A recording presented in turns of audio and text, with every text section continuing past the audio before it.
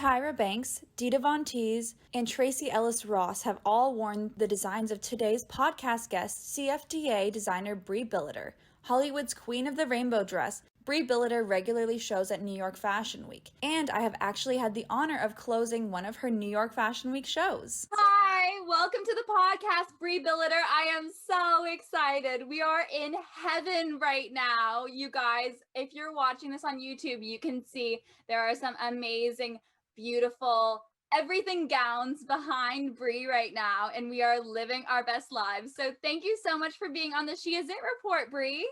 Thank you so much for having me. I'm excited. I am hyped. Literally, if you have not heard about Bree, you are about to, because her dresses are unforgettable and they are so beautiful. They are proper couture. She is amazing at designing everything, and I'm so happy to have her on my podcast. So, Bree, we have to break it down. Let's go back to the basics. Where are you from? Originally, I'm from Cape Cod, Massachusetts. So I grew up on the beach, and I've been in Brooklyn for about 6 years now. So how did you end up in New York? My entire life, I knew what I wanted to do. And when you know what you want to do and what you want to do is fashion, then you have to go to New York. Like, it's just, I couldn't imagine being anywhere else and seeing the progress I've made. So did you go to school? I did mass art in Boston. It was a very traumatic 4 years. I graduated, thank God. And when you mean traumatic, do you mean it was a lot of hard work? Because I think a lot of girls don't understand what it means to so you majored in fashion, correct? Yeah. So I think a lot of girls don't really understand how much work goes into majoring in fashion. So could you walk us through it? My teachers didn't like my work. They wanted me to make, Talbot's ready to wear things. And that's just never what I wanted to do. They had a hard time with that. And in turn, I had an extremely hard 4 years. I worked extremely hard. I don't remember sleeping ever. And it was just nonstop grueling work. There wasn't much like learning how to sew. I would be teaching people how to sew, to be honest. I was one of the only people that knew how. And it would just be all night sewing endlessly, just only powered by caffeine, then getting bad grades after sacrificing all that. So, critiques were brutal. People who I think were threatened by me in my class would give me almost like verbally abusive critiques, and my teachers would be like, yes, I agree with that, and like allow it. And at the time, I wasn't as strong as I am now, and I didn't stick up for myself the way I wish I had. I have been getting some apologies in my DMs from my teachers. I mean, it helps a little, but I'm doing what I told them I was gonna do. So I think it's so interesting to me because you have such amazing success, right? Like, you right now are on fire, and it's amazing to me that these teachers, I think that you're probably right. I think that they were probably threatened by you and by your abilities, and you have such a unique voice, right? And you have such a unique style of design, such a unique aesthetic. What is that saying? Like, well-behaved women never make history. Right. Precisely. Written somewhere on my wall, like I have it pinned up. Yeah, I love that. Exactly. So I think that you not sacrificing being who you are in the face of, professors that were, I would say, bullying you, and then students who were threatened by you, I applaud you. And I think that's a great message, because now you're addressing all of these celebrities and you're showing in Fashion Week. And Right. It just goes to show you that an opinion is just an opinion. Ultimately, the world loves your work. You have to be yourself, because if you don't, then you wouldn't be where you are today. So Right. Yeah, no, I've pretty much made it my entire task to just in one ear and out the other, almost every opinion. It just doesn't even go into my brain. I just get it right out.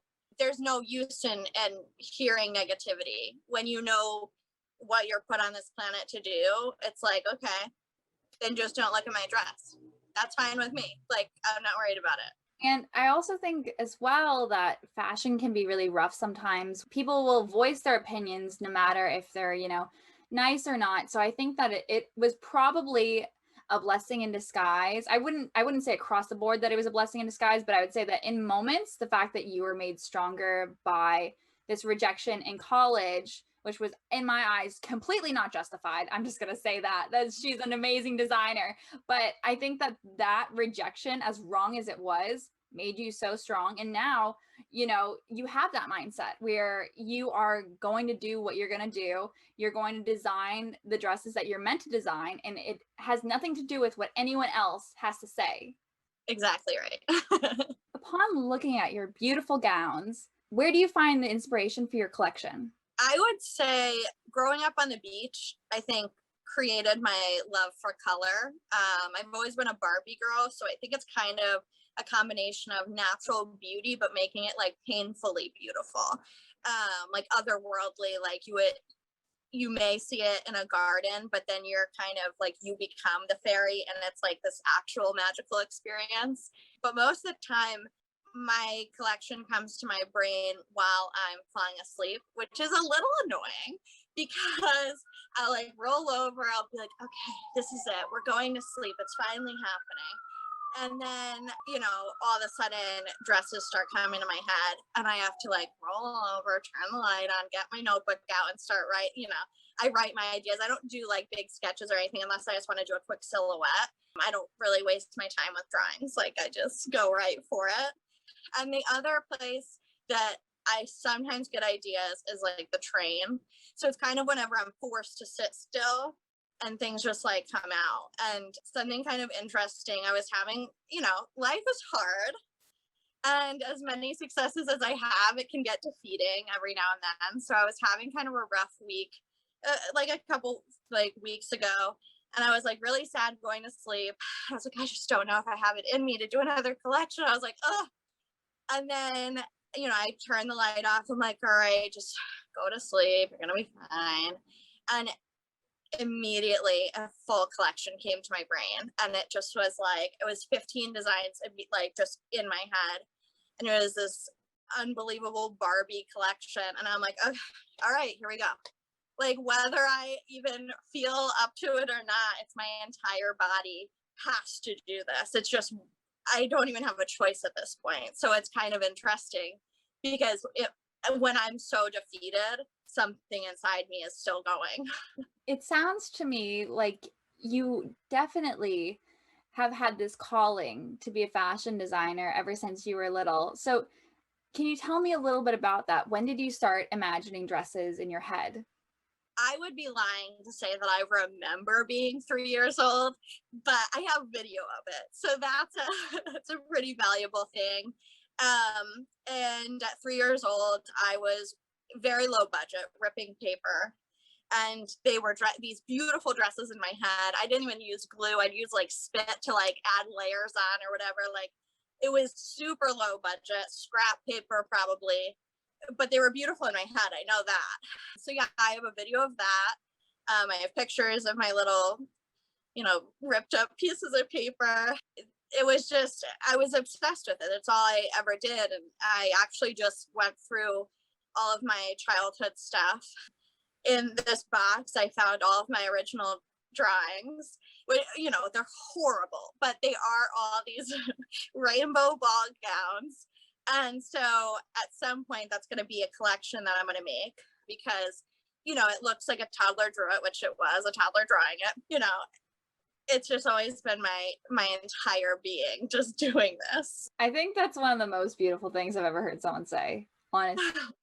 Like, I'm like, why do I want to tear up hearing this? Like, it's such a wonderful, you have had such a calling ever since you were so little to the point where your designs when you were, 3 are similar to today, which just goes to show you, like, if you have a calling and you have a mission, you're meant to do it. Like, you have to follow your dreams. I mean, you just never can give up is the thing. Like the people who are in history books, which I plan on being, are the ones that refuse to give up no matter what. There's days that you definitely are like, I want to give up so bad. But then the next day you wake up with a text of, so-and-so just put on your dress. It's going to be out, in a couple weeks. And that's what you kind of have to keep going for.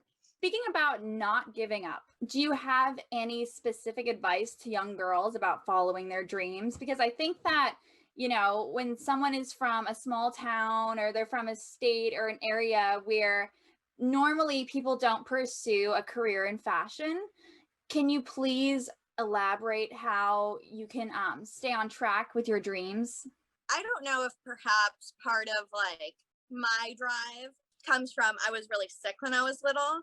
So I don't know if it was the foundation of like this ridiculous, just obsessive, I'm never giving up type attitude. I don't know if that's part of it. But I will say you will know your calling whether you want to know it or not, because it's going to be the thing that you spend every penny on.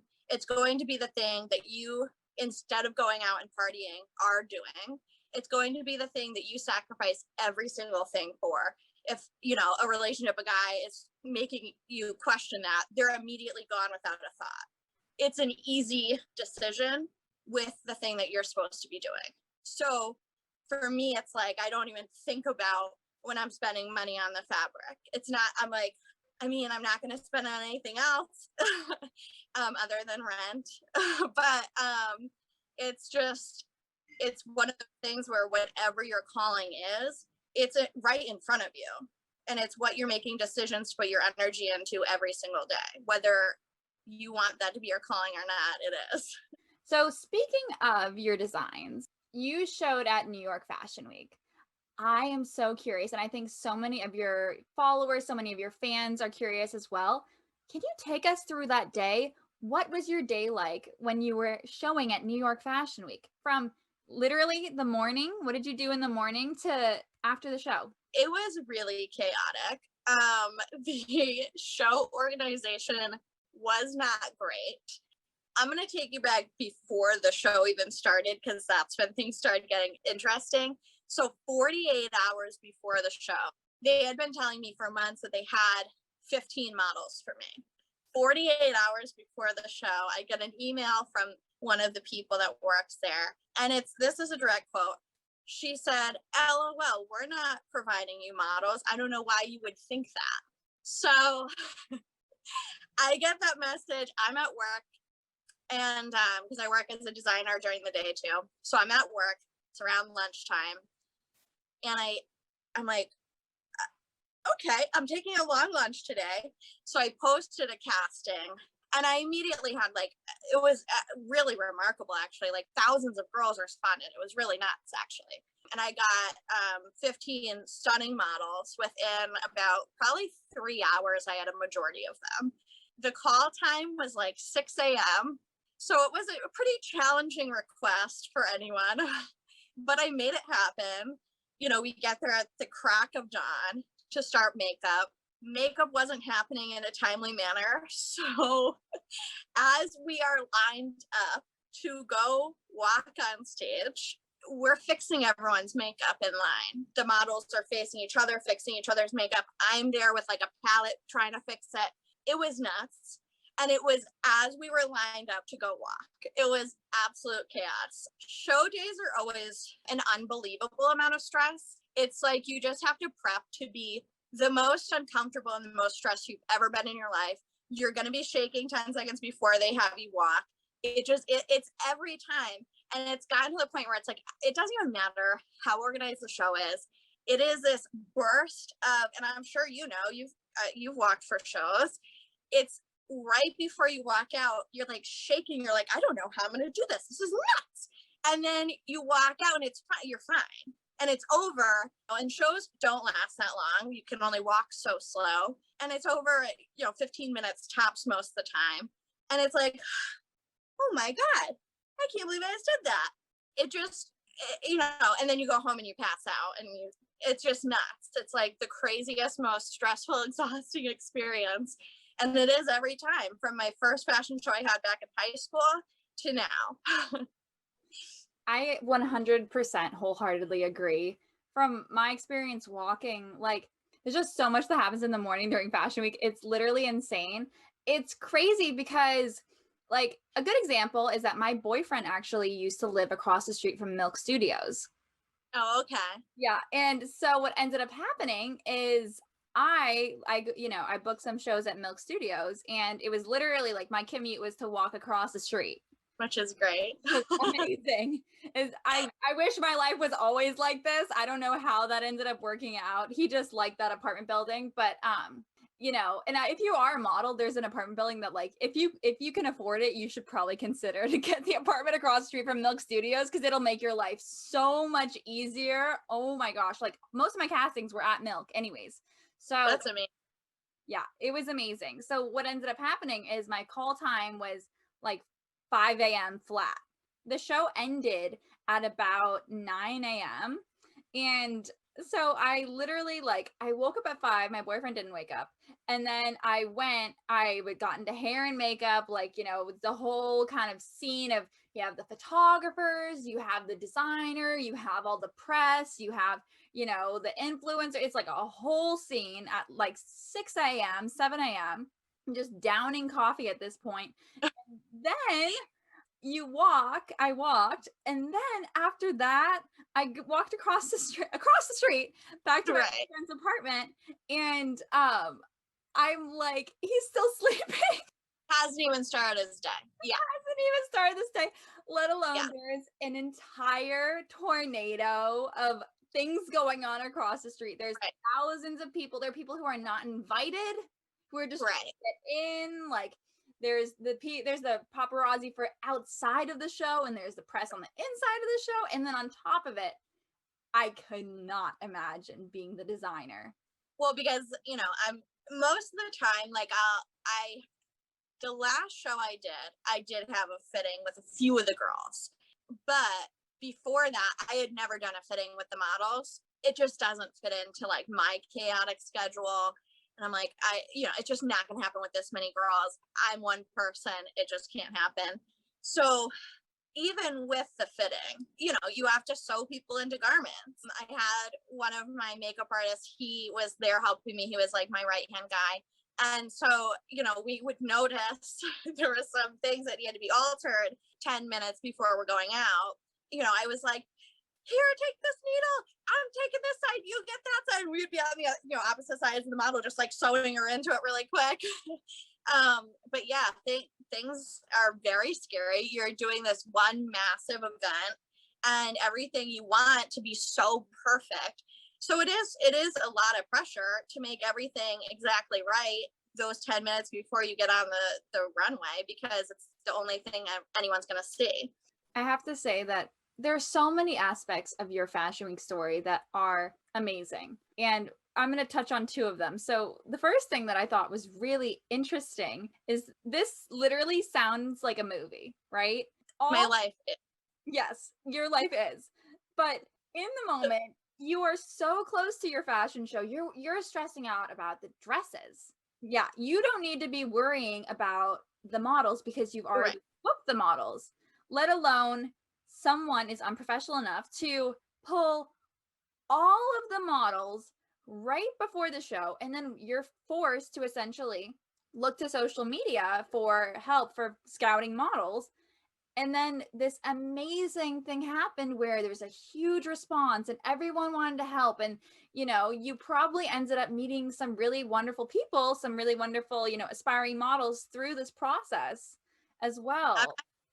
I'm still in contact with some of them. And one of them and I are like very close. We talk, constantly. She actually lives in Texas, but she's visiting right now. So we just got to shoot last weekend, which is lovely. But yeah, I met some people that, you never think they're going to be important to you. And then, here we are like 2 years later, basically. And me and her are very close. So it was meant to happen the way it did, but it was awful. I love that too, that you stay in contact with, your muses. I think because I am like so friendly, I do end up getting close with most people I work with. I don't have a social life, but basically like my social life is all the people I work with. they're the only people I'm really talking to anyway, or hanging out with. Like they're the only people I see other than my coworkers. So yeah, I do get close with a lot of girls, and sometimes they'll write to me about immigration status, if they need a visa. Like I if you're my model and you were wonderful, then like obviously I'm gonna do what I can to help. That's so wonderful to hear. I think that that's something so special. Is it's rarely discussed, but the relationship between the model and the designer, when you're friends and when you get along on like another level, even the model and the photographer, like it becomes this really beautiful friendship where you're creating art together. You see each other for who you are and you can really be creative together. And I just think it's the most wonderful thing. But the other thing that I wanted to bring up is I honestly love so much the fact that you were literally applying eyeshadow on the girls before they went out, which just shows how much you care. Yeah, it was nuts, honestly. But yeah, I bring makeup for myself, just in case makeup. I never end up really even wearing anything. I usually, when I walk in the stage, I look horrible, like the worst I've ever looked every time. Just, it is what it is. I don't know what to tell you. I just did this all myself, but thank God I brought the makeup that day in particular, because it was out of control. Yeah, we were all like dipping our fingers into different like colors, just trying to, it was nuts. It was nuts. But I mean, when I have models in my pieces, it's an experience. Unlike other designers, I feel it is kind of like this magical thing. So I want it to be fully magical. I don't want them to ever be uncomfortable. So like, also, if I notice someone's not great at walking in heels, I'm like, just go barefoot. If that's going to make you live your best life and be happy and in the fantasy, just go barefoot. So you'll notice a lot of like my photo shoots and stuff. Like you'll see the shoes are like, why did she put those shoes with that girl? But it's, I want them to be comfortable and happy and feel good. And a heel that's making you wobble is not a good feeling. Exactly. I think that's a great message too, like making sure that people feel comfortable in your designs, Right. Feel Right. beautiful, confident, comfortable is so, so, so important. So you discussed the fact that you have, not so much of a social life. And I think that's an important point to touch on, because when you're following your dreams, when you're making it happen, less people know the amount of work that goes into all of this. So what is your day-to-day schedule like for making your dreams happen? My schedule is nuts. I guess we'll start on like, Monday through Friday. I wake up around 8, maybe 5 seconds to get ready, run out the door, get to my job, work a full day. During lunchtime, I'll be messaging stylists, models, sometimes you, my showroom, just anyone that I need to like wrap things up with, or now I'm starting to produce my stuff, so now I'm talking to factories and like pattern makers and finding all sorts of stuff. And then I grab fabric, or if I need a zipper for the thing I'm going to make when I get home. So I'm running around all day. So then my work day ends between 6 and like sometimes 10, and then I come home, and as I'm like cooking dinner or something, I basically am like doing this. So as like the water's boiling, I start sewing immediately. And meanwhile on the train, I was answering emails, texts, DMs, all that. And then like I cut myself off around midnight, which is hard, but it's just miserable the next day if I don't.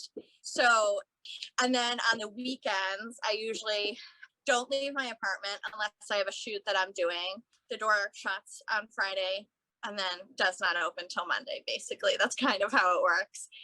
And I just, I'll stay up all night on Friday and Saturday, and then try to not be so depressed about work on Monday for the whole of Sunday. Ladies, it just goes to show you, we all have 24 hours in a day. Right. What can you do with your 24 hours? Because Bree over here is building an empire in 24 hours, okay? She has her schedule, she is scheduled down to the minute. And I think that's an important lesson for all of us, is that you can make a lot happen in one day. And if you consistently work and you hold yourself accountable, then you can do anything. Yeah. A few years ago, I saw, on Pinterest or something, this quote, and it was like, just remember, Beyonce has the same amount of hours in the day that you do. And I was like, that's right. That's true. And then when people ask me, like, how do you accomplish things? I'm like, we have the same amount of hours in a day. I'm also working a full-time job. This is what I do when I'm not working. So it's like, yeah, we have the same amount of hours in the day. It's just what you choose to do with it. Exactly, which is so inspirational. But all of this work has paid off in so many ways. So you have dressed celebrities like Tyra Banks, Dita Von Teese. Tell me, what is it like to have dressed these industry icons in your designs? Every time it's like very surreal. I'm very proud of myself, because obviously I'm the only one seeing what I've been through, what I go through on a daily basis, that kind of thing. So like, I respect myself so much. So I always get so like emotional when it happens. And I'm not like a religious person, but when massive good things happen, I'm just like, thank you, universe. Oh my God. And I usually like fall to my knee. Usually I'm just like, it's so dramatic, like the most dramatic I could ever be. I guess it's because I'm like a Cancer, so I'm like kind of a drama queen. Yeah, waking up to those messages normally, I'll get whispers of a placement, or sometimes I'm the one talking to the stylist, so I'll be like, oh, like, this is in so-and-so's hands, and that would be awesome. But I don't celebrate it until the photos are in my hand and the person is like officially like, there's evidence that it happened, they chose it happened. It's just a crazy experience. And it's those moments that I try to remember when I'm having my darkest times, when I'm just absolutely miserable and I'm like, I don't think I have anything left to give. And it's those moments I'm like, tomorrow I could wake up to a text, and if I give up today, that text isn't going to come. So I think it's like a little bit like the energy I'm putting out into the universe, and like, I guess we call it manifestation. The energy I'm putting out is, I'm doing the work, so give me a little something. Like, and with every move I make and everything I do all throughout the day, I'm proving to the universe or whatever's going on, I deserve something to happen. So it's like, it's these moments that make it all worth it. It's just so surreal every time. And most of the time, I don't even find out that it happened through the correct source. It's usually some like person that follows me, sees the dress, they're messaging me and they're like, Bree, I just saw your dress on TV. And I'm like, who was wearing it? What station was it on? When did you see this? And that's normally how I find out about things. It's like rare that I actually find out calmly. Like, it's going to happen tonight. You're going to have this awesome thing happen. So get home at a normal time so you can enjoy it. It's like 2 a.m. Oh my God, now I can't sleep tonight. That reminds me of, like, my photo was on Oprah. It was wild, but it actually reminds me, because like sometimes these wonderful things happen in your life. You find out through, the people who support you, or your family members, your friends. So Yeah. This is a funny story. So my grandma actually called my mom, and my grandma she's almost 90 now. So she's older. And she called my mom on a Sunday, and she was like, Susan, Sarah's on Oprah. Sarah's on Oprah. Turn on the TV. And my mom turns to me and she's like, Grandma's really lost it now. Because you're here, you're not on Oprah. And she's freaking out. And so we're like, well, we have to turn it on to make sure that she's not like going like cuckoo. So I literally, like, we turn on the TV and I see the photographer that I worked with being interviewed by Oprah. That's so wild. It was crazy, but it's one of those things where it's like, I love that you and your followers have such a wonderful relationship where they feel that if they see your design, they can go tell you, and then, you see it for the first time. Like, that's a special bond to have with your fans, with your followers, with your supporters. So yeah. The Tyra Banks one I found out through one of my models. That was the first message. I mean, a lot of people may think they were the first one to tell me, but this girl was the first one to tell me. I was like, what is she talking about? And I was like about to go to sleep. I just happened to check my phone. It's like, what is? No, they told me that didn't happen. So she's probably confused. And then I couldn't find it anywhere online because it was airing at that moment. So like nothing was like released. So I was actually at my brother's house and we were like loading YouTube like crazy, like trying to find something. And then we found it and I was like, okay, here we go. Here we go. here we go. That's so wonderful. It just goes to show how high level your work is, because it finds its way into the hands of celebrities who appreciate your artistry. Right. To trust your dresses for these big moments in their life, you know, right. in their lives. It's a really wonderful, special thing to be the designer who's chosen by celebrities because they trust your designs. They feel wonderful in your designs. They know they're gonna, feel the most confident and the most beautiful wearing your designs, which is so important and such a special thing. And then the fact that you get to find out literally through your friends just texting you like, hey, I think Tyra Banks is in your dress, and you're like, oh my gosh, like trying to load the thing. Well, that's like what I'm finding too is like, and it's just like stuff that I keep reminding myself, like I'm having a bad day. My dresses are recognizable from a mile away. I mean, that says it all. The fact that like no one's ever been wrong when they've been like, Bree, isn't this your dress? Like if they start tagging me in comments and stuff, like they haven't been wrong. It's always my dress. And so it's like, that's kind of the point. Like if you can't tell if it's someone else's because you kind of make the same, garbage everyone else does, it's like, okay, well, what is the point of that? But the fact that my dresses are so easily identifiable, that's awesome. That I was put on this planet to do something and I figured it out and this is it. And I think the world is starting to catch on to it. Yes, we definitely are catching on. I think you've caught on. I think the world has caught on once you're on primetime television. Right. A TV debut is a pretty big deal. Yeah.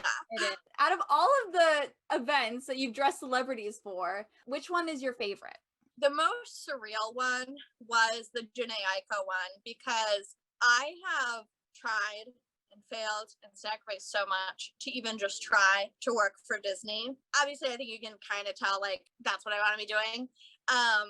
And it's that, it's because it's princesses and that kind of stuff. But that's always been my number one. Like my idol is Colleen Atwood, who designs, most of Tim Burton stuff, which isn't necessarily my aesthetic, but she did the costumes for Alice in Wonderland and also Alice Through the Looking Glass, which, I mean, that's my goals there.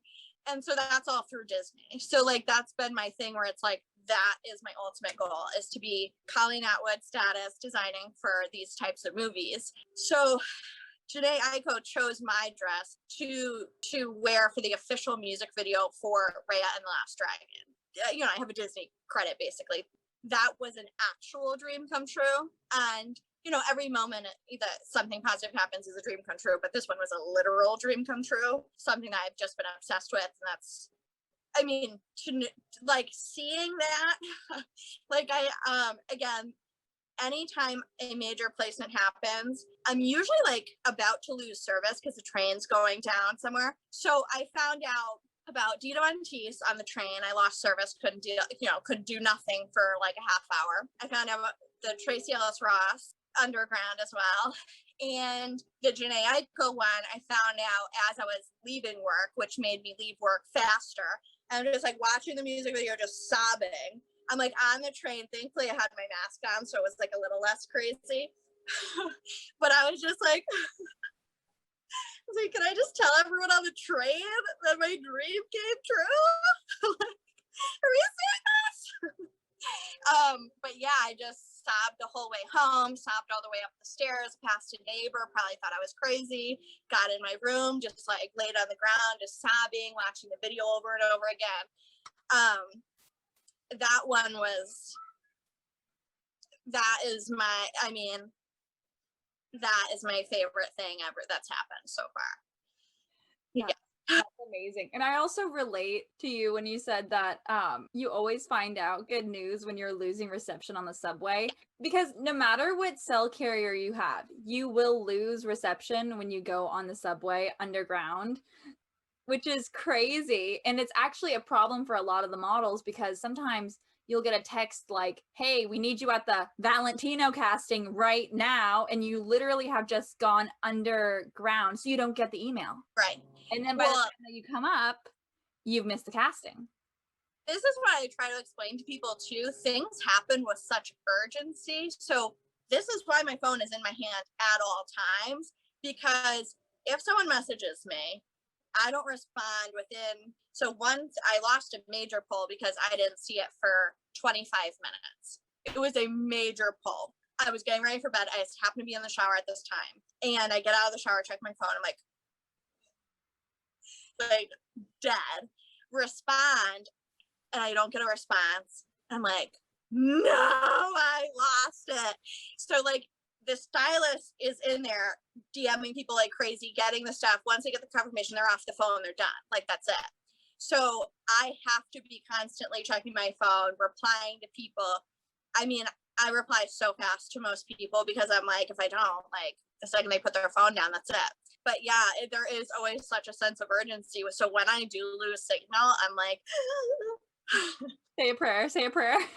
Like a suggestion I could make is, I know they are the least fashionable accessory you could possibly wear, but Apple Watches could save that problem. There's a lot of people that have told me lately I should get an Apple Watch for safety reasons in the city, amongst other things, but definitely safety is a problem right now. I might think about it because it is. Yeah, I think that that's definitely a good thing to look into. There's a lot of things that New York, what they don't tell you in the movies about New York, for those out there who haven't been, it's rough.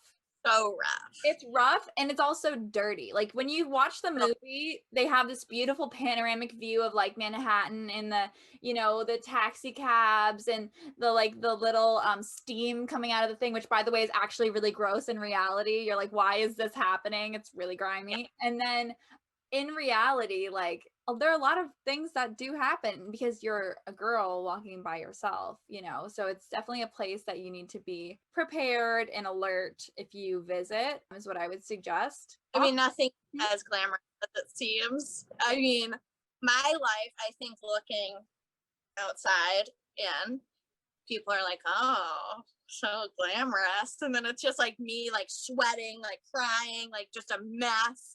Like negative $300 in my account, like it's just like, oh my god, like life is always ending. It's like such a mess all the time. I mean, that's what I always say about New York too, is it's like, whoa, I survived today. Like there are so many days where I'm like, okay, New York, you win today, we'll go at it again tomorrow. I'm done. Like I'm done. I think that a good way too of describing it is, you were saying that you were crying on the subway. And I think that everyone in New York has had a moment where you've cried in public, but it's like literally airports and New York City are the only two places that you can cry in public and people are fine with it and not bothered or like trying to talk to you. There are some places, you know, like I modeled in Milan, and like in Milan, if you cried in public, like you would have immediately like 3 people like, are you okay, honey? Like, do you need anything? Where you're like, for you. Yeah, Italy, I want to go there so bad because I'm like mostly Italian, but I've had people go there and like message me from there being like, I understand you so much more now. Like your entire personality is Italian. It's like so strange. well, for your embarrassing story, here's an embarrassing story. There was one time I got so frustrated. Like I was on the phone with someone and I got so frustrated and my phone was already like shattered. Like it was already shattered on the front, on the back. Like it was like barely happening. And I was just having such a bad day. And I kind of realized that I had to like, it was around like COVID hitting and bad days around that time. I did not wake up in the morning thinking this was going to happen, but I like slammed my phone on the ground. Like I threw my phone like in Manhattan. Like I like, I was on the phone and I was like, no, like I don't want to. And I literally just, and then immediately every single person like stopped. Yeah, no, the thing is, if it's drama and intrigue, it's like, oh, go. And like everyone, once people start raising their voices, everyone's looking. Do you have a favorite photo shoot that you've done? It's always very magical. Like I always love, because it's kind of like, I'm so obsessed with like Barbies, and like that's kind of how I think my obsession began when I was little. Like I always wanted to dress Barbie. So it's like Barbies come to life. But I think one of the coolest ones I'd say was probably the vote dress, because it felt like for the first time I was like doing something where it's like not just like making pretty dresses, which I feel like it's like, how are you helping the world? But it felt really good to shoot the vote dress, because it was kind of like this like art installation in the middle of New York, and like everyone was stopping, and it started a conversation about how important voting is. So I was like, that's pretty cool. I like this. It feels like I've done something today. And then like posting that on TikTok, people went nuts, and there was such conversation in the comment section. And I mean, I got so many people to register to vote through that, and they would like comment again. They'd be like, I just registered today, thank you so much, blah blah. So it's kind of cool to feel like you've done something a little bit. But yeah, they're always super magical. I just did a really awesome one this last weekend, because I'm doing a mini collection for Pride. So I've been shooting with transgender models every weekend. I have another one tomorrow, which is what this dress is for.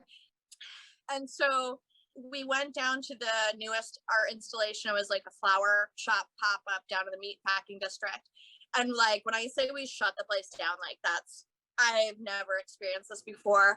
And it was kind of one of those moments that like when you dream of moving to New York and you're a fashion designer, like this is the greeting you think you're gonna get. So like after 6 years, it was like, this is what I dreamed of. Everyone stopping, like hundreds of people freaking out, being like, who made that dress? And it was just like very special. So that was a really good feeling, and to be recognized like that was, I mean, that, compliments are good. I love that. I just love that for you. I love that you made a difference, and you're continuing to make a difference. Let's bring it back. So what does Pride Month mean to your brand? So I like to think of my brand, and I guess like my Instagram page or whatever, like my social media, I like to think of it as like a safe place. I'm not part of the community, but I just want everyone to feel completely like when they step into my world that it's a level playing field. No one's better than anyone else. You're gonna all live the same fantasy and be, feel beautiful. And I just think it's important to make it like we don't have to talk about that you're transgender. We don't have to talk about any of the, you're just a beautiful woman. Like that's it. And so, yeah, I just want my Instagram to just be a safe place. And if anyone is feeling threatened or, any bad thing, like they can come to me. And so I've done this mini collection for Pride. I always do Pride shoots every year. It's like just so important to me, because I don't understand. I mean, I don't even like to call it homophobia. Like you're not afraid. You're just, I don't know, hateful. So basically I always try to make it a point to be like, I'm here if you need me. Like this is a safe place for all.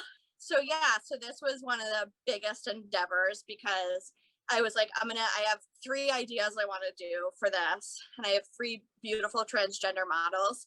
I really respect your response. And I have to say that I did get that feeling from you and from your brand when I looked at your Instagram, because, it is Pride Month.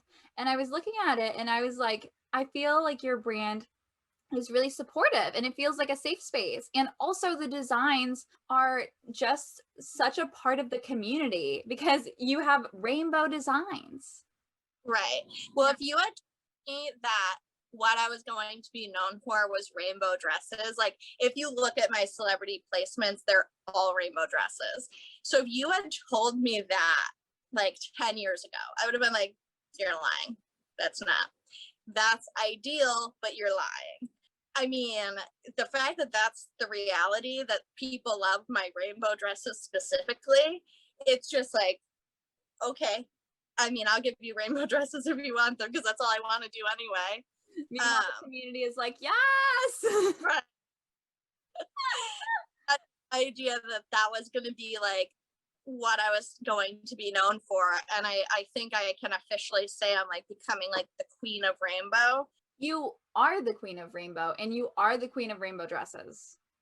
That's what I'd like to think. It's a fact. It's a fact. I got that sense immediately. Yeah. I think it's an instinctual thing.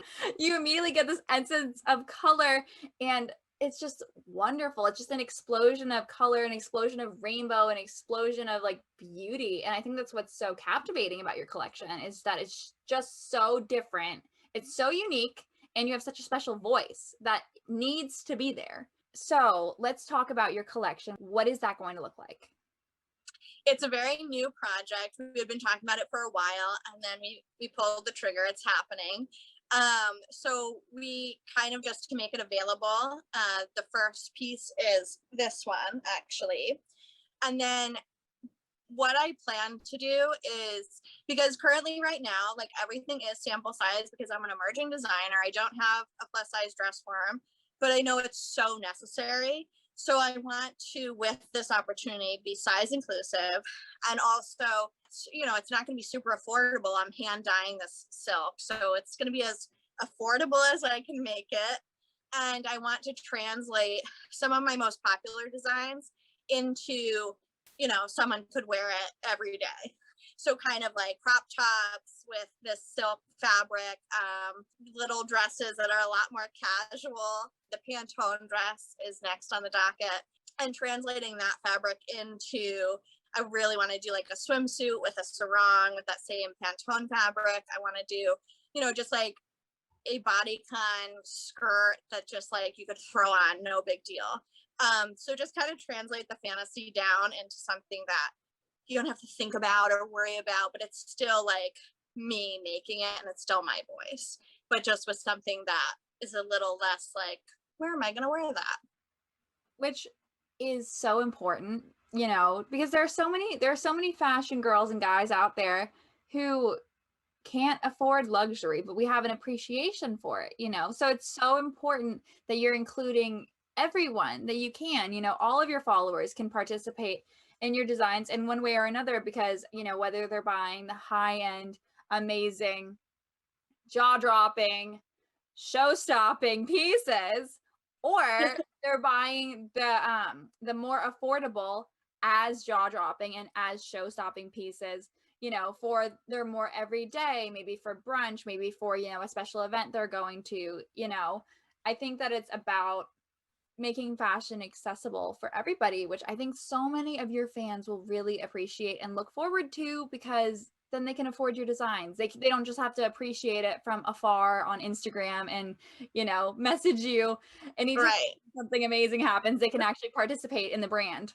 Yeah, and that's obviously the ultimate goal. And like, yeah, I wish that I could sell 1,000 of these dresses, pay my rent that way, but realistically, that's not going to be the case. It's a female-owned business that we all need to support. So charge as much money as you want, queen. So it is worth it. She's hand sewing it with silk. It's so much work. The sweat and the tears of the fashion show, the New York fashion show, and the casting of the models, and then the sewing through the night, the sewing over your hand. We didn't even talk about that. Yeah, my poor little finger. I mean, today we were just chatting about it before we went on the podcast. Bree sewed over her finger.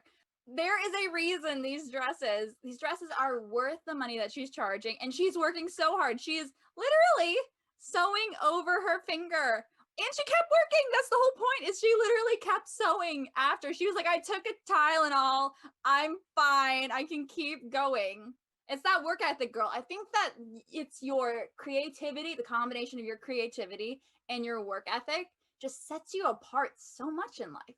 And I don't know really where it comes from. I try to think like, why can't I stop? Like, why? Like, what is it that's making me continue?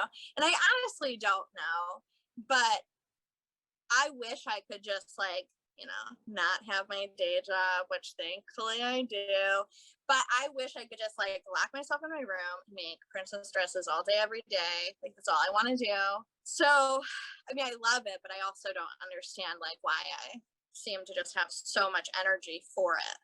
It's because you love it. It's when, like you said earlier, when you do what you love, you have energy. You have more money. Like you spend all of your money on this. You spend all of your time on this. You give it all of your energy. You sacrifice part of your social life. You sacrifice your Friday nights. You sacrifice so much in order to make your dreams come true. And Bree is such a good example of that. Do you have a message that you want to tell your fans, your followers, the women who buy your beautiful dresses? What do you want to tell them watching this podcast right now? No matter what it is that you're put on this planet to do, never ever give up, ever. It's always the ones that refuse to give up that are the ones that make it. So it's painful, it's not glamorous, a lot of the time it's miserable, but you step back and these incredible things happen and it's worth it. And I've sacrificed every single thing. I have worked so insanely hard. And I think in times like these, it's extremely important to support women because we need to be running the world for real. And I just hope that people start, I think people have started, but I hope that people take note of what I'm doing and that on a bigger scale, I'm more recognized. Yes. That's what this podcast is all about, is women supporting women. When we work together, you can make the world change. I love that you're making your dreams happen. So thank you so much for being on my podcast, Bree. Thank you so much for having me. Thank you so much for tuning into this episode of the She Is It Report podcast, It Girl. Make sure to follow us on all of our socials at She Is It Report and check out our new website, sheisItReport.com. When you do, make sure that you put in your email so that you can get notified every time we post a new podcast of the She Is It Report. Also, remember to follow me, your podcast host, Sarah Gullickson, on all of my socials, at Sarah Gullix on TikTok and Sarah Gullickson on Instagram. Thanks for tuning into the She Is It Report podcast.